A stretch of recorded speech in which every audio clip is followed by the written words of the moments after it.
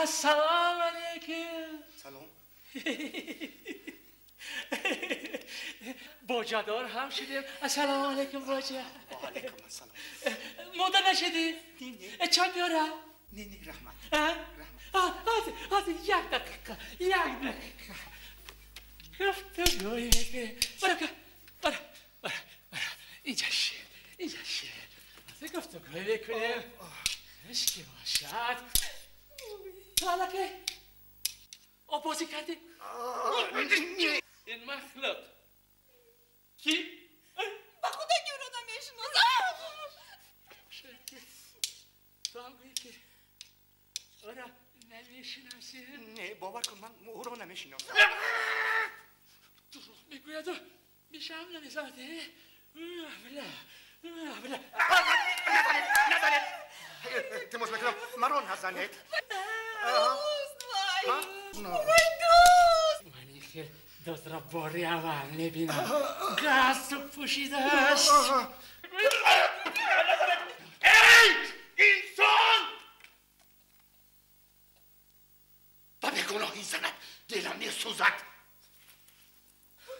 برای که من او را نمیشناسم او گناه ندارد. من او را باری اول دیده ایستادم. برای که من بهانه شما با دزدی در آمدم. اگر باور نکنید مرحمت نگاه کنید و باوری حاصل کنید. پالتوی زنت هست؟ هست. کرتکه چرمینی تو هست؟ هست. و این کستومی تو هست؟ این همیانی تو هست؟ هست. و این گوشوارهای طلایی زنت هست؟ این کلید از خودم هست. چرا باور نمیکنید؟ براستی که من دوست براستی که من دوست فیلم های ددکتیوی بسیار دیدگی گوش کنید. رمان های پرمجرا بسیار خواندگی مرا فریب کردن دشواره. ای گوشکم ای گوشکم وای سگ بوده است. تو سگی.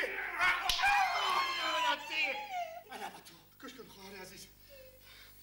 براستی با تو دلم میسوزد. این واقعه امروزه برای این لعنتی بدرشک درس عبرت شود.